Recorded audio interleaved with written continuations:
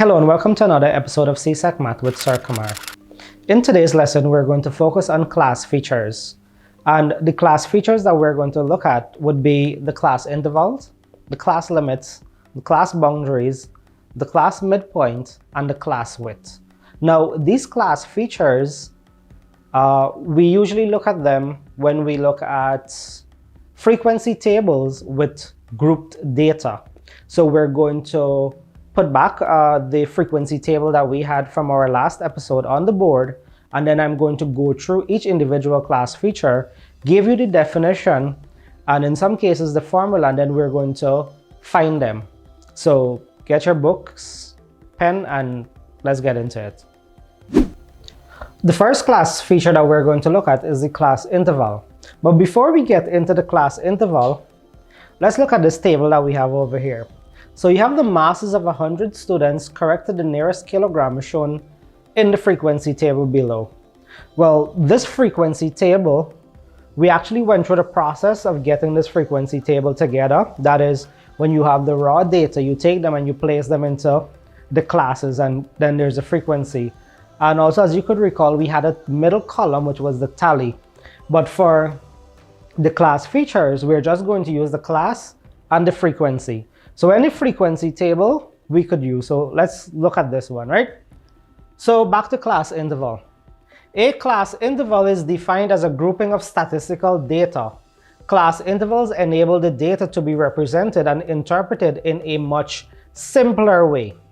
Now, grouping of statistical data.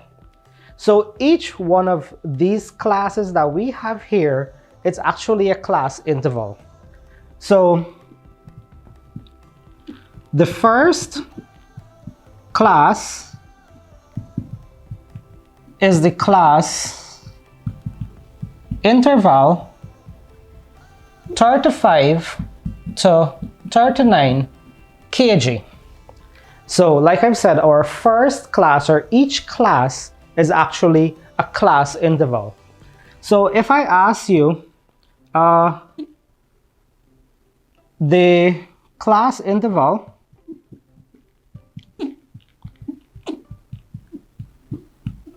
for the sixth class, then you would have to count. This is the first class, the second class, the third class, the fourth class, the fifth class, the sixth class. So the class interval for the sixth class is going to be 60 to 64 kg. And what you should remember is that when you hear class interval, just remember it's the class as they are. So 35, 39, 40, 44, 45, 49, and then you have 1, 2, 3, 4, 5, 6, 7, 8, 9, 10. 10 class intervals there. So even if they ask you what's the ninth class interval, you should be able to know that the ninth class interval is 75 to 79. So that's how you find class interval from a frequency table. The second class feature we're going to look at is class limits. So the class limits are the end values of a class interval. Each class interval has two limits, a lower class limit and an upper class limit. So let's go back to this. The class limits are the end values of a class interval. Remember we said that a class interval is basically each class. So now the limits that we're talking about would be our end values. Then they went on to say that each interval has two limits, a lower limit and an upper limit. So if you look at our first class interval, then we have 35 to 39. So our end values here, which are 35 and 39, those are the limits. Now, they said that there's a lower limit and an upper limit. So our lower number becomes the lower limit, and the higher number becomes the upper limit. Now let's look at this example here. From the frequency table, we're using the same table. The class limits of the second class interval is, so this is our first class interval, this is our second class interval. So the limits of the second class would be would be 40 and 44, right? Because we have two of them. Now let's say they ask you the upper limit of the fifth class interval. First we have to do is identify where is our fifth class interval, or what is our fifth class interval. So we check 1, 2, 3, 4, 5. So our fifth class interval is 55 to 59. They ask for the upper limit. So you say the upper limit of the fifth class interval is, the upper limit would be 59. Let's try another one. What is, let's say they ask for the lower limit of the seventh class interval.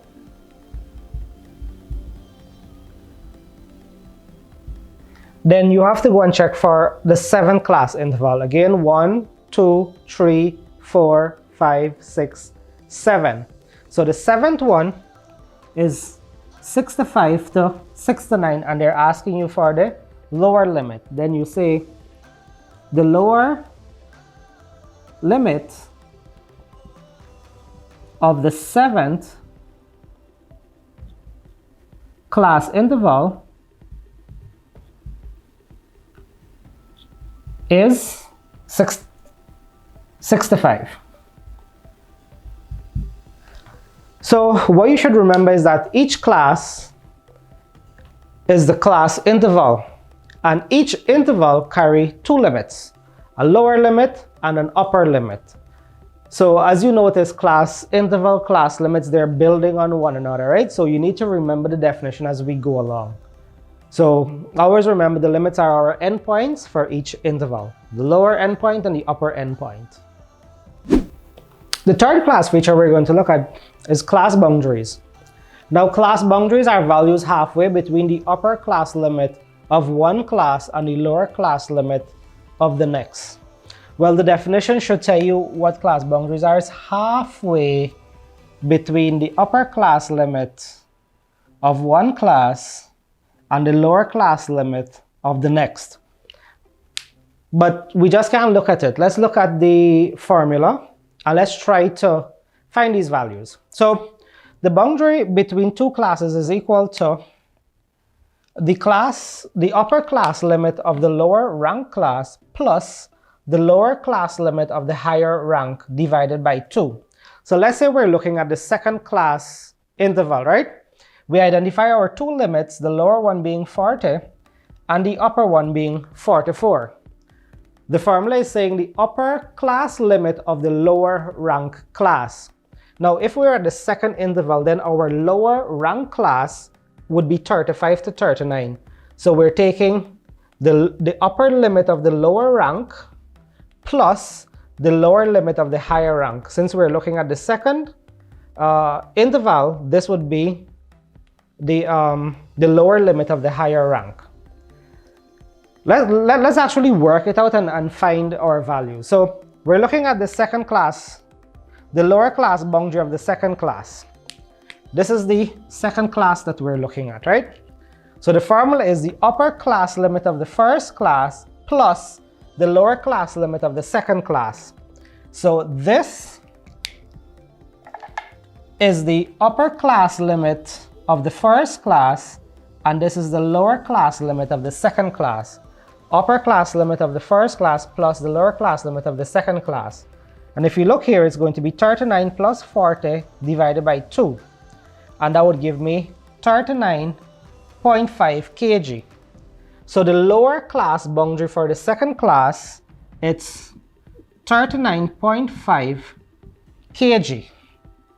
Now, the upper class boundary for the second class, that is the upper class limit of the second class plus the lower class limit of the third class. So to find our upper class boundary, it's going to be the upper class limit of the second class plus the lower class limit of our third class. And that would be 44 plus 45. And when we add 44 plus 45 divided by 2, we get 44.5. So in our second class, this 39.5 would be my lower class boundary, and my upper class boundary is going to be 44.5. Now, remember the definition said the boundaries are values halfway between the upper class limit of one class and the lower class limit of the next. So halfway between 39 and 40 is 39.5. And halfway between 44 and 45 is 44.5. So since we know now that it's indeed halfway, then my lower limit for the first class is going to be 34.5. Sorry, my lower boundary for the first class is going to be 34.5, and my upper boundary is going to be 39.5. And this would be the trend as we go right down. So on the lower side, halfway between 44 and 45 is going to be 44.5. Halfway between 49 and 50 is going to be 49.5. Halfway between 54 and 55 is going to be 54.5, and so on as we go down. And then for our upper boundaries, halfway between 49 and 50, here would be 49.5. Halfway between 54 and 55, here is going to be 54.5. Halfway between 59 and 60, here is going to be 59.5, and so on as we go down. So instead of remembering all of this, well, I just did this so that you could understand how we come up with our halfway answers. But generally, the boundaries are 0.5 less than our lower class limit and 0.5 more than our upper class limits. And if you really want to work it out, it's the upper class limit of the lower rank class plus the lower class limit of the higher rank divided by 2. The fourth class feature we're going to look at is the class midpoint. Now, the midpoint of a class interval is defined as the average of the lower and upper boundaries of the class. The midpoint of a class interval is very important as it's sometimes used to stand for the whole group. The class midpoint is also called the class midmark, or we say the class value. Now, midpoint is defined as the average of the lower and upper boundaries. And you know, average is when you just add the numbers and you divide by the number of numbers we have. So if you're adding the lower and the upper boundary and you're finding the average of the two, then we have two numbers and we're adding them and just divide by 2. So the formula is the class midpoint is equal to the lower class boundary plus the upper class boundary divided by 2. So the midpoint of the first class is going to be the lower class boundary, which we found to be 34.5, plus the upper class boundary, which is 39.5, and we divide by 2. Adding 34.5 plus 39.5 is going to give me 74. 74 divided by 2 is 37 kg. And for the second class, that is 40 to 44, you have our lower boundary, which is 39.5 kg, plus the upper boundary, which is 44.5 divided by 2. 39.5 plus 44.5 is going to give me 84 kg. Divide 84 by 2, we're going to have 42 kg. Now, these numbers, 37 and 42, could be used to stand or represent for the entire class interval. So let's say you have to do a graph. Let's say you're doing a frequency polygon. You don't necessarily need to use these numbers or class intervals here, you could just put 37 kg at the bottom, which is on our x-axis, and this 37 kg is going to represent the entire class interval 35 to 39. Now, when we looked at the class boundaries, I stopped here, which is first, second, third, fourth, fifth class interval. I would like you to complete the other class boundaries, and after you finish completing the other class boundaries, I would like you to find the class midpoint for all the classes that we have here.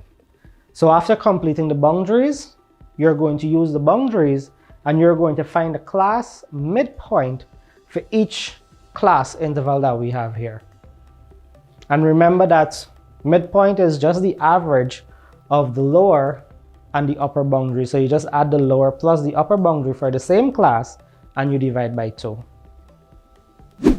So the last class feature that we're going to look at is the class width of a class interval, or what we say the class size. So the width of a class interval, also known as the class size, is defined as a difference between the upper and the lower boundary. So it's a difference between the upper and the lower class boundaries. And you have the formula here, which is the width of a class interval is equal to the upper class boundary subtract the lower class boundary. Now, remember we already identified the boundaries, right? So if you notice again, it's building.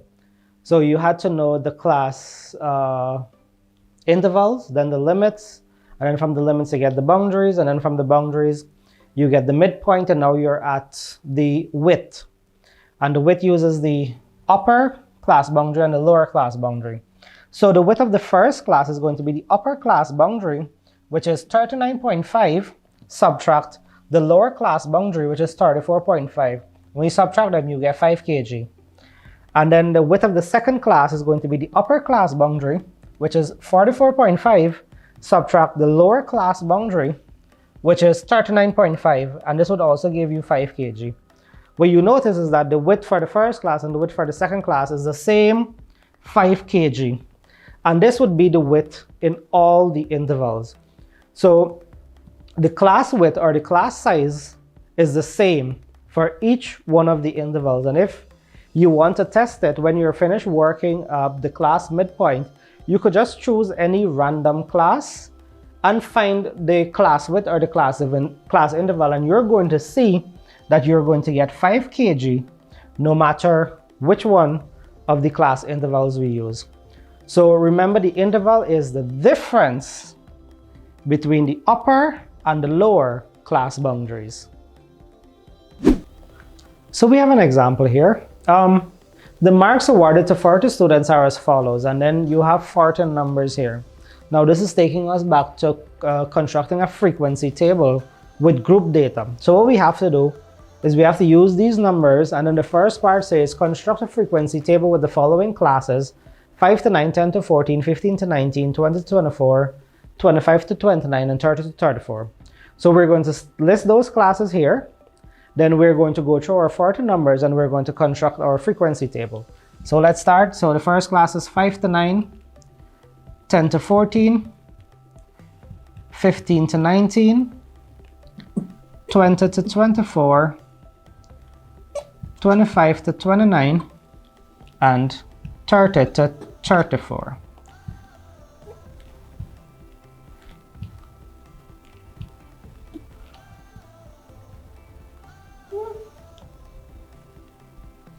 All right, so let's start with the numbers. So I'm going to go by column: 32, 13, 16, 24, 32, 13, 16, 24. The next column is 5, 10, 15, 20, 5, 10, 15, 20. Now, this is going to take us some time to complete, and I don't want to bore you with all of this. So let me work this out, and we're going to go straight to our frequency table, and then we're going to answer the questions on the class features that we did in today's lesson. So let me complete the table. So we've completed the frequency table for you. And if you notice, I would have removed the tally part so as to make this less complicated. So we're just using with the marks. We're just using the marks and the frequency. And after completing the table, our first frequency is 5, then 7, 8, 6, 9, and 5. Now that's the A part finished. I have some other questions up here. B is to state the fourth class interval. C, identify the upper limit of the fifth class. D, state the upper boundary of the fourth class. E, state the lower boundary of the third class. F, state the midpoint of the second class. And G, state the class width of the fourth class. So let's work these. This should be B. So state the fourth class interval. Remember we said that each one of these classes is a class interval. So the fourth class interval is going to be first, second, third, fourth. That's going to be 20 to 24. So we say the fourth class interval is 20 to 24. And that's the second part, that's B. C, identify the upper limit of the fifth class. Now remember we said that each class interval carry two limits, a lower limit, which is the lower number, and the upper limit, which is the higher number. So they're asking us for the upper limit of the fifth class. So we go again, 1, 2, 3, 4, 5. And our two limits are 25 and 29. So my upper limit is going to be the higher number there. So we say the upper limit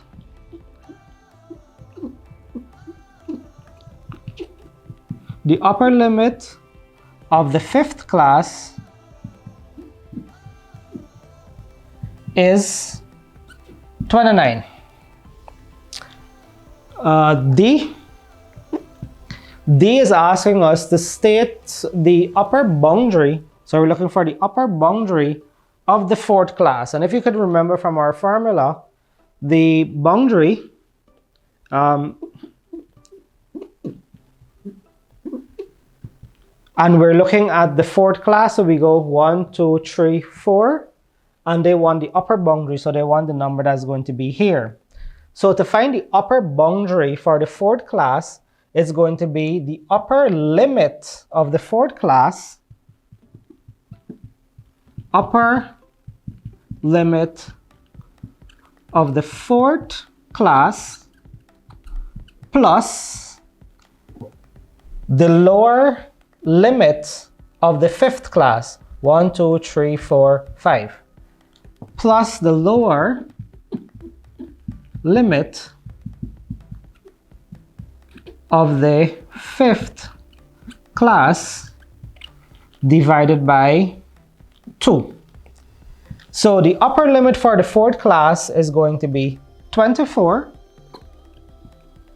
plus the lower limit of the fifth class is going to be 25 divided by 2. And it's going to be 24 plus 25 is going to give me 49 divided by 2, and that is 24.5. So we say now the upper boundary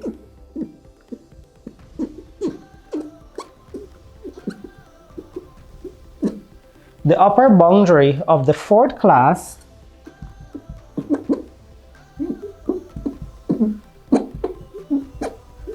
is 24.5. And you remember we said that the boundaries are halfway. So halfway between 24 and 25 is actually 24.5. So there you have the B, C, and D and the solution for them. We're now at part E. State the lower boundary of the third class. So first, second, third, they want to know the lower boundary there. So the lower boundary for the third class, we know that the boundary would be equal to the upper limit of the second class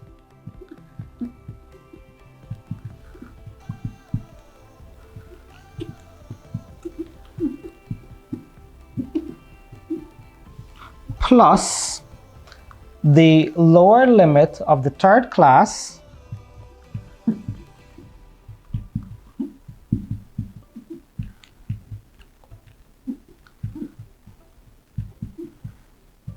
divided by 2.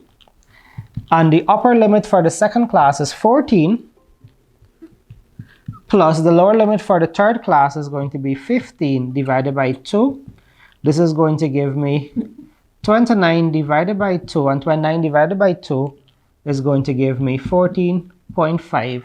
So we say the lower boundary of the third class, the lower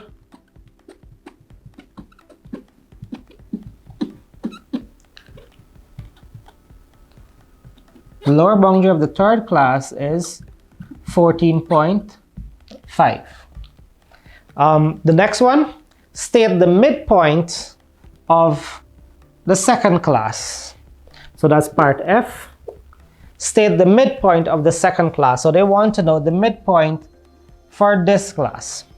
Now remember, to find the midpoint, it's the average between, or the average of the lower boundary and the upper boundary. So since we know that the boundaries are halfway, so halfway between 9 and 10 is going to be 9.5, and halfway between 14 and 15 is going to be 14.5. So these are the two boundaries we're working with.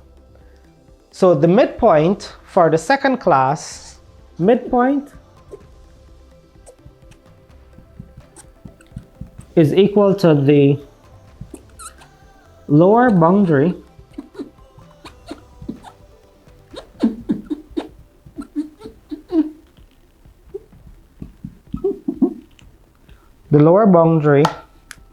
of the second class plus the upper boundary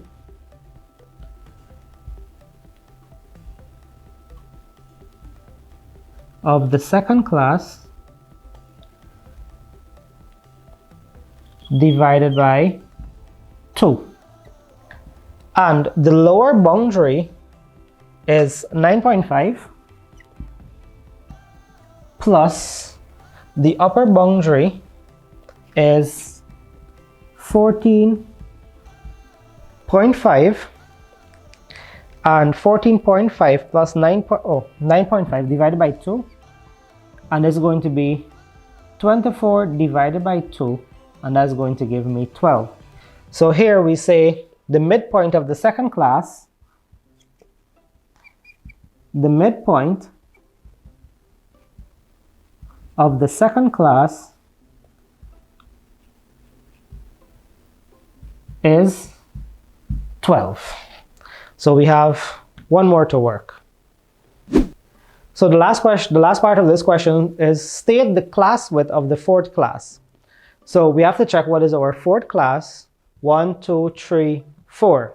So we already found our upper boundary. We have to find our lower boundary, and we said that it's halfway, right?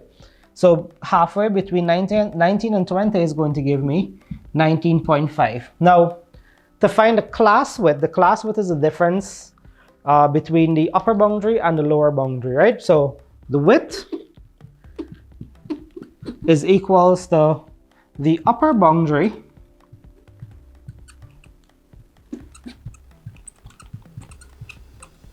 subtract the lower boundary.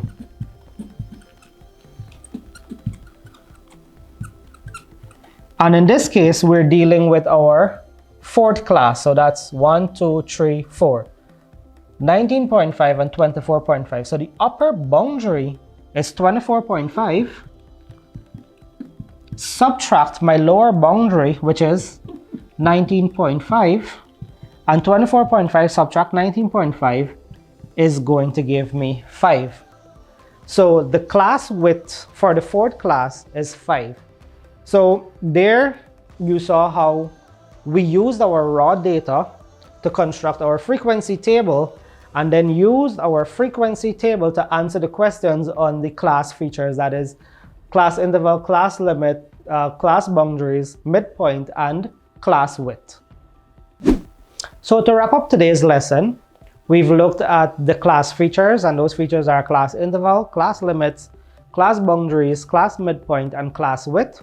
Remember, a class interval would be the classes that they give you in the question. The class limits would be the endpoints of each class interval, and we always have a lower limit and an upper limit.